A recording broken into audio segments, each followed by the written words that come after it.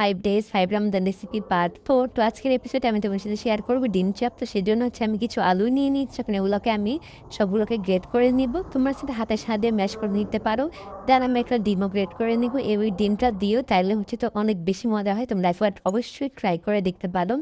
তো পরে ডিমটা ভালোভাবে গ্রেট করা হয়ে গেলে এখন আমি এর সাথে অ্যাড করে দেবো তোমার পেঁয়াজ বেরেস্তা। তো পেঁয়াজ বেরেস্তা দিয়ে দেন আমি শুকনো মরিচের গুঁড়া, এরপর তোমার যে যতটুকু ঝাল হয় ততটুকু পরিমাণে দিবা আর কি। দেন একটু পাঁচ ফোড়ন আর স্বাদ মতো লবণ আর একটা ধনিয়া পাতা দিয়ে তাকে ভালো করে মিক্স করে একটা মানে ব্যাটারের মতো বানাবো আর কি। এরকম ভালো করে মিক্স করে নিবা।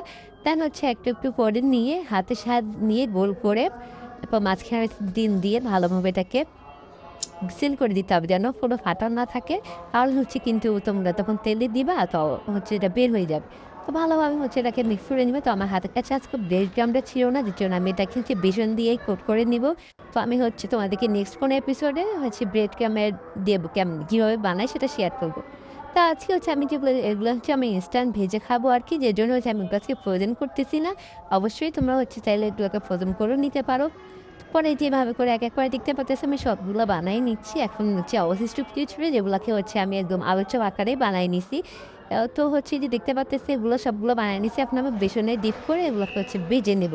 এভাবে করে আমি সবগুলো ভেজে নিচ্ছি। তো নেক্সট এপিসোডে দেখা হবে। আল্লাহ হাফিজ।